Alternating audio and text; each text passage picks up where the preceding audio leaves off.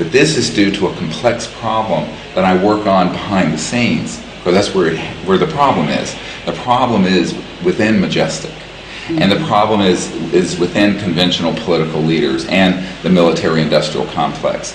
And when we started this effort, I had about a third of this Majestic group who thought what we were doing was something they would support. Now it's 70%. Now the other 30% would probably like to see me dead.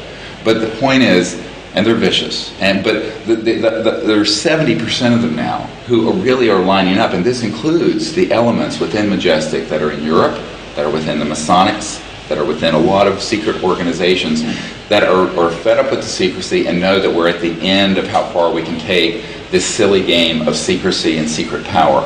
And so a lot of what the work that I've been doing, and it has directly to do with disclosure, has to do with trying to fix that highly dysfunctional dynamic, which cannot be ignored. You cannot pretend like those lions aren't out lurking in the jungle.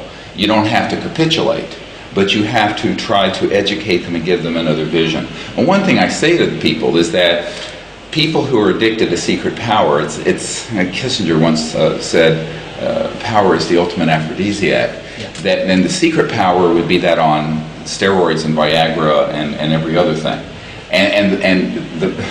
quite blunt. And so one of the real issues becomes what can you can't just take away, you have to give.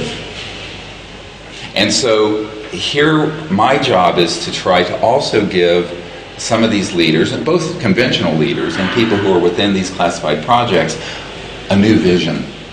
A vision that can guide the world out of its current direction into a path of peace, safety, justice, free energy, and a whole new transformation of our civilization on this planet very quickly, because we've run out of time, in my opinion. I don't think we have another 50 or 100 years to fritter away. Well, as it happens, neither do they. I mean, what we get from our secret witnesses and from people that are, exposed to the Illuminati philosophy constantly is that our time is running out in terms of, like, we just heard from a secret witness, and I'm running this by you to hear whether this coincides with what you know, that there is around 10 months left of food before it runs out on the planet, and that there's another 3 to 4 years worth of oxygen.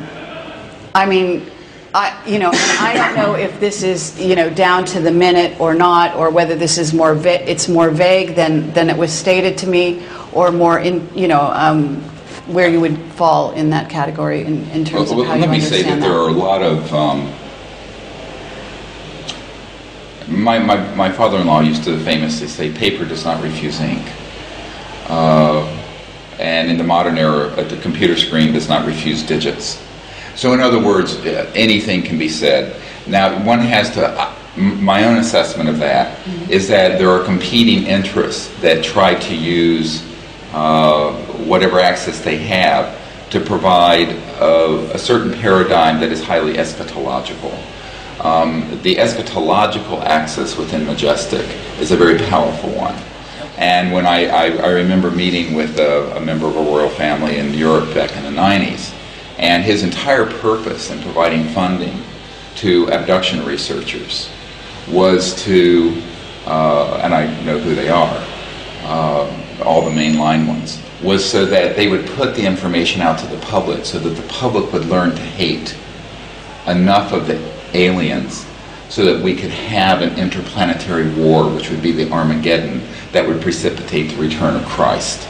Now, this was a very specific, Opus Dei perspective, and that is really what is driving. It's like Ahmadinejad in Iran saying that, well, it would be okay if we went to nuclear war with Israel, because that would force the 12th Imam, which is their return of their Christ, to return to Iran. Sure. And so this eschatological end-of-the-world perspective. So you're actually saying, just to cut to the chase here, you're saying that this man's testimony to what I just said about 10 months and 4 years is basically him being programmed by the controllers in a certain sense.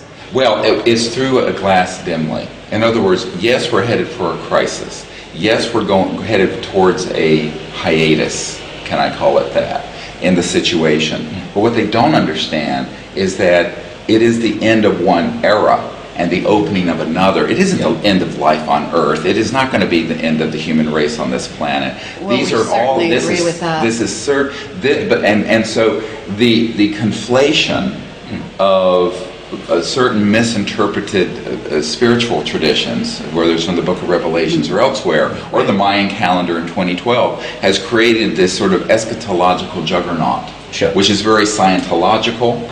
It's very majestic, and it has a lot of underpinnings within the philosophy of why the secrecy has continued on like it is. This is one major axis of why the secrecy has continued. The other one is the technological and money and control and macroeconomic control of the planet. My point to people is that, for example, now I've been doing this for 19 years, and I've had, you know, if you brief the CIA director, you've had some good access, and that was 16 years ago. And my family put the first man on the moon. So I have had access to people within classified projects for a lot of my life. And for example, and I know that we're going to probably disagree on this because I saw what you wrote on your blog after my talk last night. There are people who have been exposed to what they wanted them to see. This Bob Lazar was one that they then allow to speak out. Now the question is, what's the agenda behind that allowing? I have had more than a dozen people who have worked in facilities in Dulce and in Pine Gap in Australia,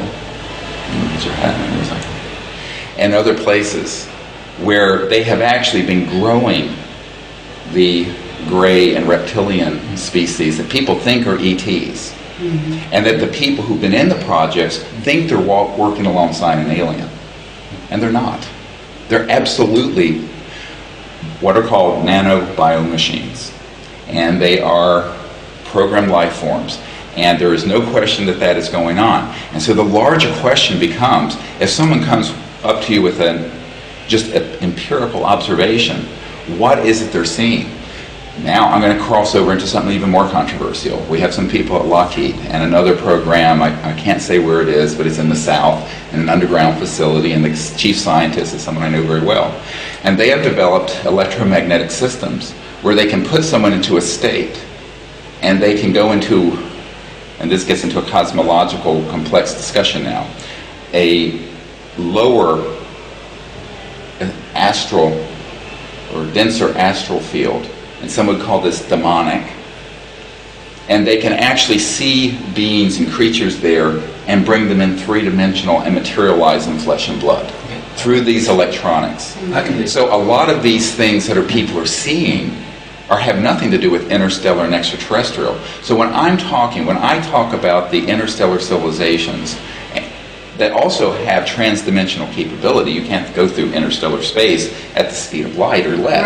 Right. But there's a cosmological indigestion happening within ufology and disclosure that I find disturbing, because people are conflating interdimensional with extraterrestrial with PLFs that are programmed life forms, man-made, and all of this is being put together as if it is one thing, and it isn't. It's unfortunately much more complex than this, and this is exactly why. I agree with that as well. It's very complex. This is why when Martin Cannon, back in the late 80s, put together a 2,000 footnoted paper and collection proving the military human involvement with abductions, and that the creatures they were using were not ET. There wasn't some alliance between Majestic and these ETs. The ETs wouldn't bother with them. Now I say they're aliens, but they're not extraterrestrials.